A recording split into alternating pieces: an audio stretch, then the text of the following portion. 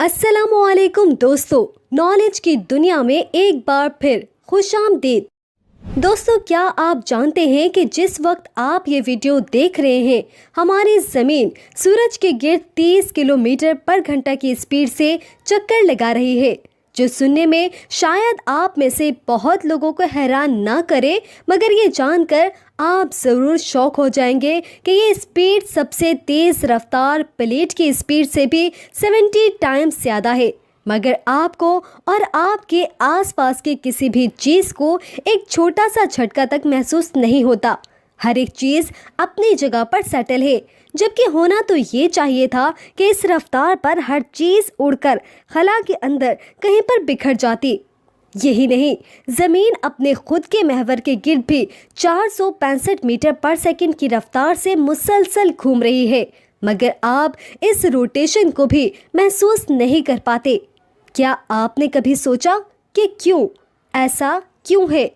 ऐसी कौन सी ताकत है जिसने इस तमाम निज़ाम को जकड़कर संभाला हुआ है और वो नज़र नहीं आती, मगर उसकी मौजूदगी को हम महसूस कर सकते हैं? तो इसका जवाब है ग्रेविटी, जो हर चीज़ को ज़मीन के नीचे की तरफ अट्रैक्ट करती है। और इसी की वजह से सूरज जैसा मैसिव ऑब्जेक्ट, जिसके अंदर हर एक सैयारे, जिसके अंदर ज़मीन भी शामिल है, उसे अट्रैक्ट करके अपने मदार के अंदर रखता है। इवन के स्टार्स और गैलेक्सीज का जन्म भी इसी ग्रेविटेशनल फोर्स की वजह से हुआ है। और तकरीबन हर एक गैलेक्सी के अंदर एक सुपर मैसिव ब्लैक होल मौजूद होता है, जिसकी ग्रेविटेशनल फोर्स की वजह से पूरी गैलेक्सी उसके गिर्द घूमने पर मजबूर होती है। जैसे हमारे मिल्की वे गैलेक्सी के सेंटर में भी सेजिटेरियस ए नाम का ब्लैक होल मौजूद है। तो हम ये कह सकते हैं कि एक ऐसी ना नज़र आने वाली फोर्स है जिसने हमारी कायनात को जन्म दिया, और इस फोर्स के बगैर हमारे इस कायनात का ये सिस्टम एक लम्हे के लिए भी टिक नहीं पाएगा, क्योंकि इसने पूरी कायनात के निज़ाम को संभाला हुआ है। दोस्तों, अगर आसान अल्फाज के अंदर बयान करने की कोशिश करूं, तो ग्रेविटी दो ऑब्जेक्ट्स के दरमियान पाए जाने वाला एक फोर्स है, जिसकी वजह से वो एक दूसरे को अट्रैक्ट करता है। जितना बड़ा ऑब्जेक्ट्स होगा, उसका मास जितना ज़्यादा होगा, उसकी ग्रेविटी फोर्स भी उतनी स्ट्रॉन्ग होगी।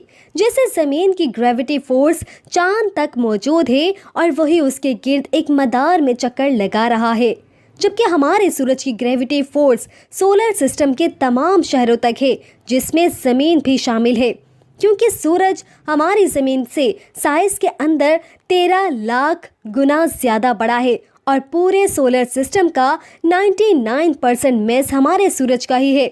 क्या आप एक लम्हे के लिए भी सोच सकते हैं कि क्या होगा अगर ये ग्रेविटी की फोर्स अचानक से काम करना बंद कर दे?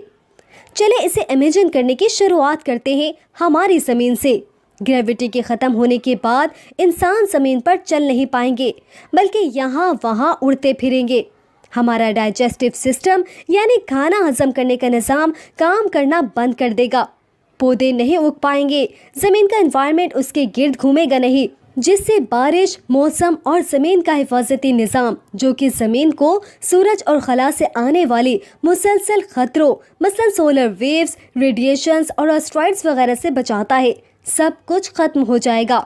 बायोलॉजिकल प्रोसेस ख़त्म होने जाने की वजह से ज़मीन पर ज़िंदगी ख़त्म हो जाएगी। कुछ भी पहले की तरह नॉर्मल नहीं रहेगा, सब कुछ बेतरतीब और दरहम बरहम हो जाएगा। दोस्तों, इस फोर्स को डिस्कवर करने का क्रेडिट आइजैक न्यूटन को दिया जाता है, जिसने 17वीं सेंचुरी के अंदर अपने सर पर एक सेब गिरने के बाद ये सोचना शुरू किया कि ऐसा दरअसल होता क्यों है, और यूँ साइंस की दुनिया के अंदर इस कॉन्सेप्ट को पहली बार समझा गया। इस पर मज़ीद रिसर्च की गई, मगर फैक्ट ये है कि आइजैक न्यूटन से 700 साल पहले एक मुस्लिम साइंसदान इब्नुल हैसम ने अपने कई किताबों के अंदर इस फोर्स का जिक्र किया, मगर ग्रेविटी के नाम से नहीं। लेकिन दोस्तों, क्या आप ये जानते हैं कि आज से 1400 साल पहले कुरान करीम के अंदर इस ग्रेविटेशनल फोर्स के बारे में बयान किया गया है, जब दुनिया इसके नाम तक से वाकिफ नहीं थी। उन लोगों की इमेजिनेशन सिर्फ सूरज और चांद की मौजूदगी पर ख़त्म थी। सूरह मुरसलात आयत 25 से 27 के अंदर अल्लाह तबारक व तआला फरमाते हैं, क्या हमने ज़मीन को समेटने वाली नहीं बनाया, यानी जिंदा और मुर्दों को, और इस पर इंचे इंचे पहाड़ रख दिए और तुम लोगों को मीठा पानी पिलाया।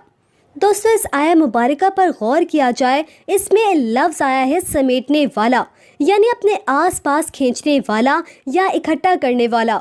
ये सबसे बेहतरीन अल्फाज है ग्रेविटी को एक्सप्लेन करने के लिए, जबकि इससे अगली आयत के अंदर जिंदा और मुर्दों से मुराद इंसान और बेजान एलिमेंट्स, जिसके अंदर एस्टेरॉयड और चांद जैसे ऑब्जेक्ट शामिल हैं, जिन्हें ज़मीन समेट कर अपने गिर्द थामे हुए या मजबूती से पकड़े हुए है। ये अल्फाज चीज़ों को जमा करने के अलावा उन्हें अट्रैक्ट करने के अंदर भी इस्तेमाल होते हैं, जो कि न्यूटन ने अपनी किताब mathematical principle of natural philosophy के अंदर यूँ बयान किया कि ग्रेविटी जैसी कोई फोर्स मौजूद तो ज़रूर है, लेकिन वो काम कैसे करती है या ऐसा दरअसल होता क्यों है, इसे इस बारे में कोई आइडिया नहीं है। दोस्तों, फ़र्ज़ करें कि हम यूनिवर्स से हर एक फिज़िकल ऑब्जेक्ट, यानी एस्टेरॉयड, स्टार्स, प्लांट्स, गैलेक्सीज और छोटे से छोटे ऑब्जेक्ट यानी गैस और डस्ट के एटम्स को भी, यानी हर एक चीज़ को निकाल दें या बिल्कुल खाली कर दें, तो खला में पीछे क्या बचेगा? आप सबका यकीनन जवाब होगा कि कुछ भी नहीं, बिल्कुल एक खाली जगह। दोस्तों, ये जवाब बज़ाहिर तो ठीक है, लेकिन पूरी तरह से बिल्कुल नहीं, क्योंकि खाली स्पेस भी खाली नहीं है। ये एक फैब्रिक या सीधे कागज़ की तरह है, जिसे बैंड और ट्विस्ट करना भी मुमकिन है, यानी उसे वेव्स की सूरत में हिलाया जा सकता है, जिसे कॉस्मिक फैब्रिक कहते हैं। न्यूटन को पता था कि ग्रेविटी जैसी फोर्स मौजूद है, जो हमारे चांद को एक ना नजर आने वाली रस्सी से बांधे हुए है, इसे हिलने नहीं देती। ये फोर्स नज़र भी नहीं आती और ना ही वो इसके बारे में कुछ जानता है कि ये काम कैसे करती है, बल्कि ये एक कपड़े की तरह है जिसे बैंड करना पॉसिबल है। दोस्तों, इसे आप एक मिसाल से समझ लें। फ़र्ज़ करें एक स्नूकर टेबल की जगह हमारी स्पेस है और इसमें मौजूद बॉल्स तमाम स्टार्स और प्लैनेट्स, जिन्हें हिट करने पर ये सीधा आगे की तरफ या पीछे की तरफ आज़ादी से जा सकते हैं। लेकिन क्या होगा अगर इस टेबल के अंदर में एक बहुत बड़ा ऑब्जेक्ट उठाकर उस टेबल पर रख दूँ? अब स्पेस टाइम ये कहता है कि जहाँ पर ये बड़ा ऑब्जेक्ट रखा जाएगा वहाँ पर स्पेस बैंड हो जाएगा।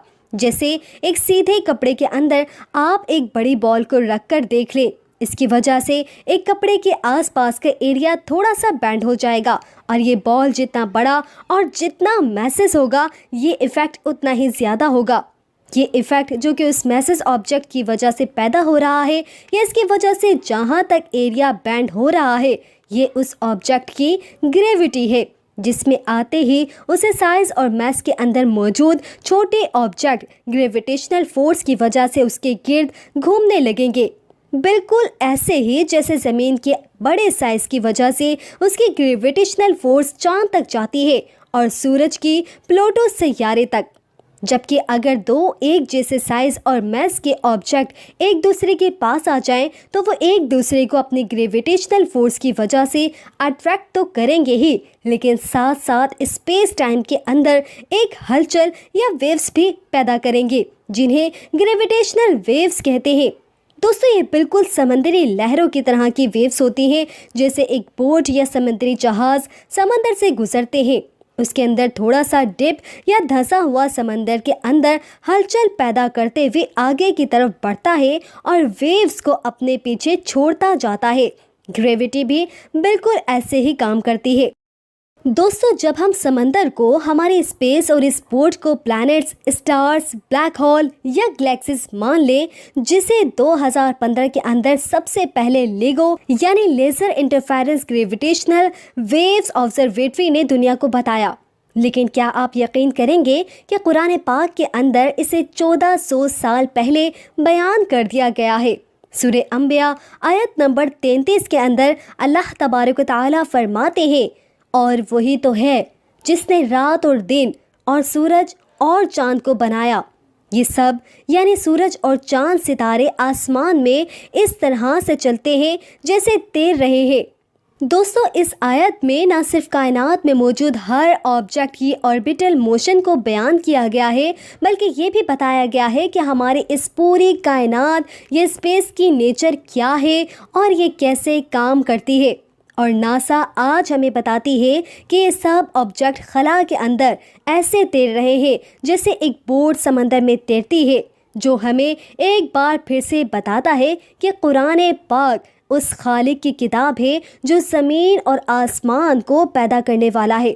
दोस्तों, ये तो थी हमारी आज की वीडियो। हमें उम्मीद है कि आपको हमारी आज की ये काविश भी ज़रूर पसंद आई होगी। अगर पसंद आई है तो इसे लाइक और शेयर कर दीजिए और हमारे चैनल नॉलेज की दुनिया को सब्सक्राइब करना हरगिज़ मत भूलिएगा।